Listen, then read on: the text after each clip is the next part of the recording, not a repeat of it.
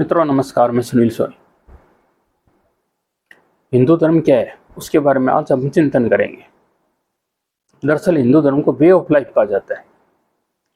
माननीय मुंबई की उच्च न्यायालय के हिसाब से 1989 के निर्णय के हिसाब से हिंदू धर्म वे ऑफ लाइफ है, जीने का तरीका, जिंदगी कैसे जिया जाए ये बताने वाला धर्म है। और हिंदू धर्म का नाम कैसे पड़ा उसके पर हमें पहले जाना पड़ेगा। हिंदू धर्म का नाम पड़ा हिंदुस्तान पे, और हिंदुस्तान का नाम पड़ा सिंधु नदी के ऊपर। सिंधु को उन्होंने हिंदू कहा था पारसियों ने, जब आक्रमण किया था डेरियस प्रथम सेकंड के समय भारत के ऊपर, वहाँ से इसका नाम ये पड़ा। यही नाम इस्लामी आक्रमणकारियों ने रखा आए जब यहाँ पे भारत के अंदर, तो उन्होंने इस नाम को यथावत रहने दिया। उन्होंने भी हिंदू शब्द उच्चारण किया हिंदुस्तान के लिए, इस क्षेत्र विशेष के लिए, जिसे पहले जम्बूद्वीप भी कहा जाता था, आर्यवर्त भी कहा जाता था। ऊपरी भाग को नाम बदलते रहते हैं, परंतु एक विशेष भूखंड है। इसके ऊपर की साइड में हिमाचल है, नीचे की साइड के अंदर हिंद महासागर है, और ये चारों तरफ से भौगोलिक रूप से एक अलग हिस्सा बनता है।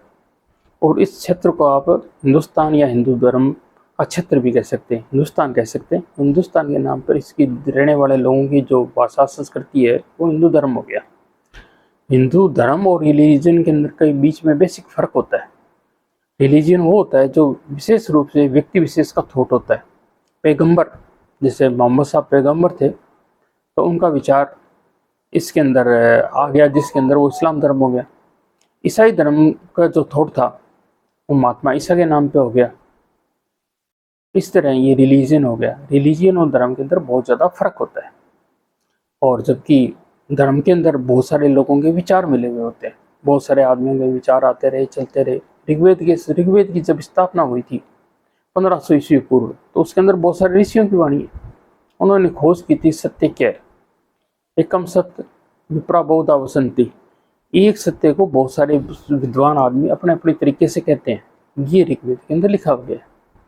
ऋग्वेद के अंदर यही तो सोचा गया था कि भाई कोई वायु कह रहा है, कोई वरुण कह रहा है, कोई इंद्र को पूजा कर रहे हैं, आखिर ईश्वर है कौन।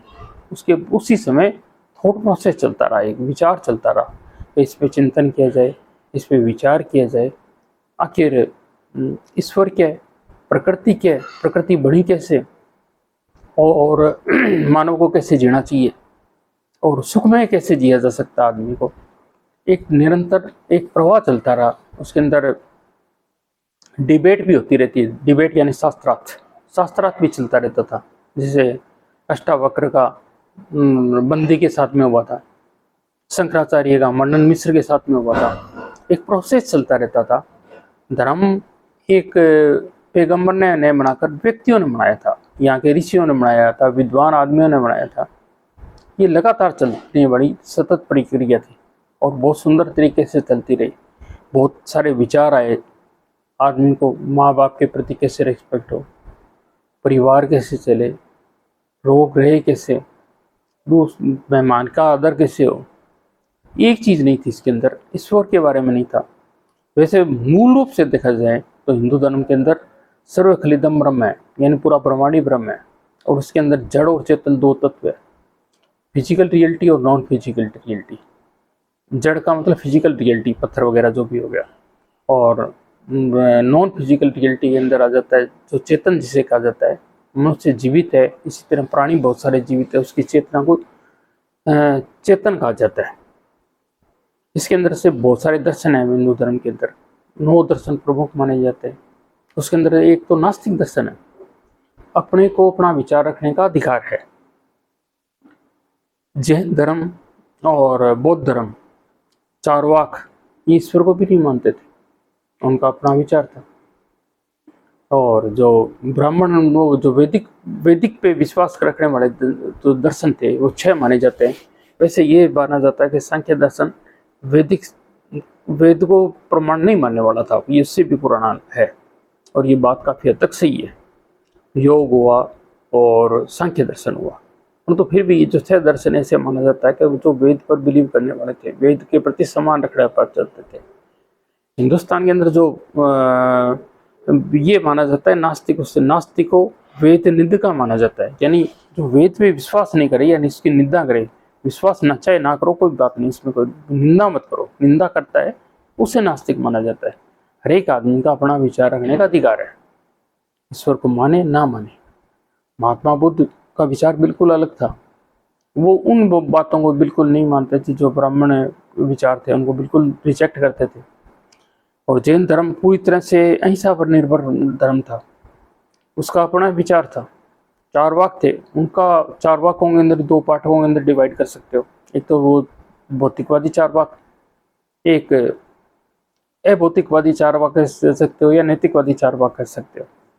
उनके विचार हमारे सामने समक्ष उपस्थित नहीं है, परंतु जो भौतिकवादी चार वाक थे उनके विरोधियों द्वारा जो उनके प्रति जो विचार दिए गए थे वो हमारे सामने आज की तारीख में उपस्थित है।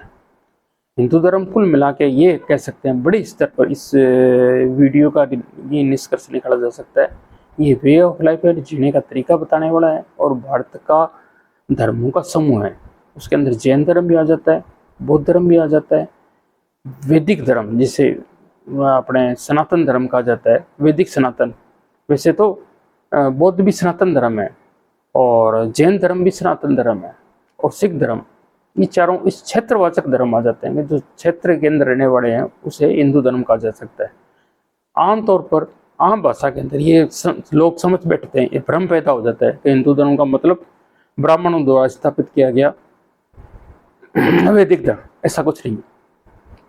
जबकि हिंदू धर्म का मतलब ये है कि पूरे क्षेत्र के अंदर पैदा हुआ धर्म, ये क्षेत्रवाचक परिभाषा है, न कि भौगोलिक परिभाषा है, न कि एक किसी के द्वारा स्थापित किया हुआ। इसकी परिभाषा ये नहीं है कि ब्राह्मणों द्वारा स्थापित किया हुआ धर्म हिंदू धर्म है, ये कहना बिल्कुल गलत होगा। और विल ड्यूरांट के हिसाब से देखा जाए तो हिंदू धर्म का रहना जरूरी है। एक ही सभ्यता प्रोसेस कैसे करती है, डेवलपमेंट कैसे होता है, उसका पता लगता है।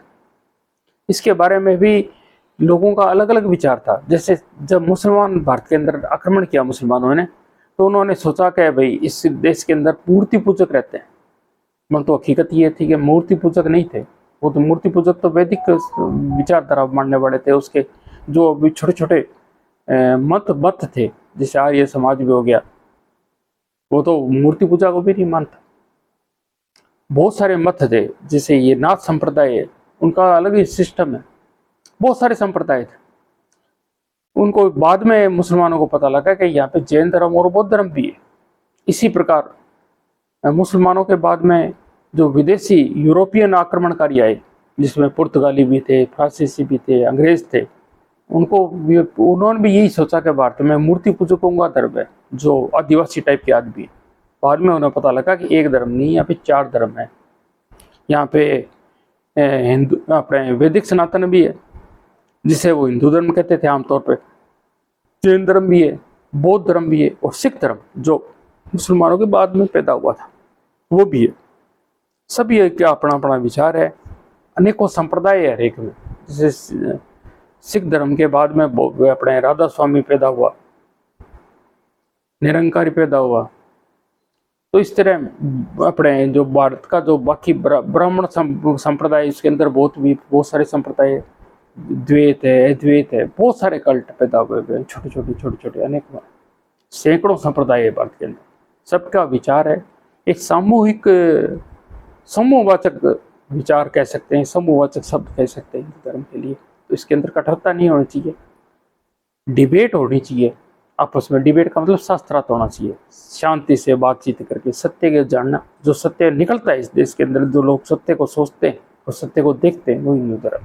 यहाँ के लोगों ने जो सत्य को देखा वो हिंदू धर्म। यदि संक्षिप्त में कहा जाए तो ये कहा जा सकता है।